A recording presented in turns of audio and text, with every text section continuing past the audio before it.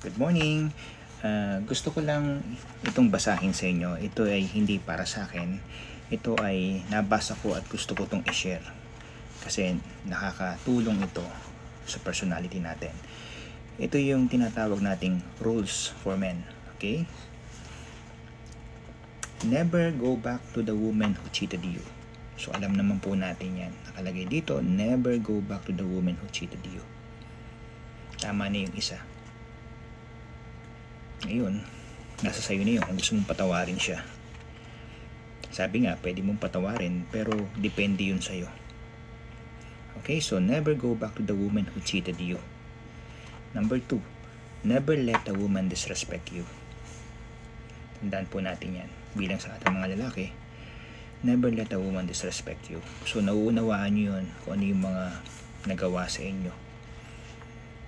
Lalo na kung halimbawa sinisigawan ka niya sa harap ng mga maraming tao, pwede kang mag-reply in the good way. Okay? So never let a woman disrespect you. Kahit man anong bagay na hindi kanya nire-respeto. Hindi lang yun sa sinigawan ka, marami tayong bagay na may encounter dito. Kaya nasa sayo na yun kung paano mo sasabihin sa kanya in the polite way. And then, number 3, never shake a hand sitting down. Maraming ganito yung, ewan ko ba, tinatamad ka bang tumayo para makipagkamay ka. Mas maganda, kapag pinapakilala sa'yo, subukan mong tumayo. At, i-shake hands mo siya ng talagang with power. Huwag naman yung, basta with appreciation. Ganun. Okay? Tumayo ka at i-hold mo yung kanyang hands, nakatingin ka sa mata niya. And ganon, talagang ina-appreciate mo yung pagpapakilala niya sa'yo or to meet you. And then never go broke to impress others. Yan, marami sa ating ganyan. So tama na yung huwag kang gumastos, no? Or gawin mo yung mga dapat mong gawin mo para ma-impress sila para sa'yo. Tapos maya wala ka na palang pamasahe. Napakahirap nun. Kaya never go broke to impress others. Never eat the last piece of something you didn't buy. Ayan. Minsan ina-invite tayo ng mga kaibigan natin o mga friends natin. You can join with them, walang masama doon. Pero syempre, intindihin mo rin naman na hindi ikaw ang nagbayad nito. Kaya, never eat the last piece of something you didn't buy. Okay? O kaya, mas marami ka pang nakakain doon sa ibang bisita. Number 7, protect who is behind you and respect who beside you. Okay? Protect who is behind you and respect who beside you. Tandaan po natin yan, ha? Kailangan marunong tayong magprotekta sa ating sarili, and lalo na dun sa mga taong nasa sa ating tabi, yung mga tao na malapit sa atin. Kailangan protektahan natin sila. Protect who is behind you and respect to beside you. Respeto mo yung mga tao na nandyan sa tabi mo at yung mga nasa likod mo naman.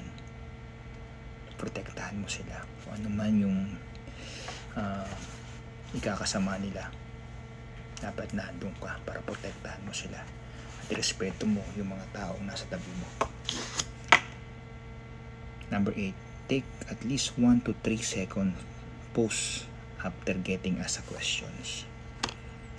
Okay? Bago ka magtanong sa conversations na to, kailangan malinaw yung itatanong mo doon sa questions about to sa topic nyo. Kasi minsan meron tayong mga oras na talagang wala sa timing yung mga tanong doon sa pinag-uusapan natin. Okay? And then yung number 9, don't beg for a relationship. Don't beg for a relationship. Respeto mo yung sarili mo. Hindi mo kailangan magmakaawa para mahalin ka niya. Kailangan mahal ka rin niya. Kasi yung pagmamahal, hindi yan kailangan merong respeto eh. Nandyan yung pag nakiusap ka lang na mahalin mo siya, mahirap yun. Darating yung panahon na talagang mawawalan na kayo ng pag-ibig sa isa't isa. Kaya don't break for a relationship. Kailangan mahal nyo ang isa't isa at mahal ka rin niya. At mahal mo rin siya. Number 10, work out at least 4 times a week. Yan. Marami sa atin yung nakakalimot na mag-workout. Kahit marami kang pera, kahit busy-busy ka trabaho mo, give time to yourself. Mag-workout ka. Napaka-importante po niyan. Okay? And number 11, if you are not invite, don't ask to go. Okay? Huwag kang magtatampo kung hindi ka iniimbitahan. Why not? Bakit? Okay? So, huwag kang pupunta kung hindi ka iniimbitahan. At huwag ka rin magtatampo kung hindi ka niya naimbitahan. Malay mo, nakalimutan ka lang niya. Okay? I-greet mo na lang siya. So, mabuti pa yung ganun. And number 12, always carry cash. Bilang isang lalaki, dapat kahit 10 piso meron tayong laman. Huwag tayong maging zero. Okay? Huwag tayong maging zero cash o zero money sa ating bulsa. Lalo na kapag lalabas tayo. Okay? And 13, dress well no matter what the occasions. Hindi ko naman sinabing mag-Amerikana kayo. Basta at least maging maayos. Kung nasa beach ka, maayos yung damit mo. Kung nasa meeting ka, syempre mas maayos yun. Kung pupunta ka sa mga kaibigan mo, be presentable. Yung mali, kailangan neat ka. Hindi naman yung parang nagdudungis ang suot mo. Okay? And then, number 14, listen, nod, and most of all, make an eye contact. Makinig tayo. Hindi tayo lagi ang nagkukwento. Okay? Maging interesado ka sa sinasabi ng nagkukwento sa'yo. And always make eye contact kapag nagpapaliwanag ka o kaya naman kinakausap ka nila. Napaka-importante po nun talaga. Minsan kasi sa atin talaga mahilig tayong magkwento, hindi natin binibigyan ng pagkakataon yung kausap natin. Nangyayari din sa akin yun, mostly. Kaya eye contact po, napaka-importante nun. And find multiple ways to make money. Okay?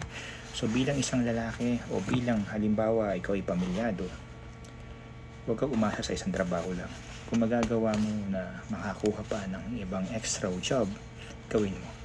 Na sa tingin mo na hindi ka naman maapektuhan sa kalusugan mo at sa pagtulog mo. Gawin mo to para sa pamilya mo at para sa iyo. Okay? So yun lang po at sana may natutunan tayo kasi binabasa ko lang to. Okay, kumukuha lang ako nito sa mga internet or books tapos dinidiscuss ko sa inyo. Hindi ko po to inaari na sa akin to nanggaling lahat. I just want to learn also and I just want to share this point sa inyo kaya ako binabasa to. Okay?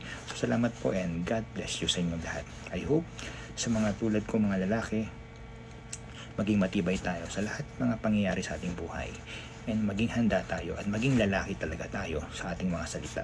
Okay po? Good luck, bro.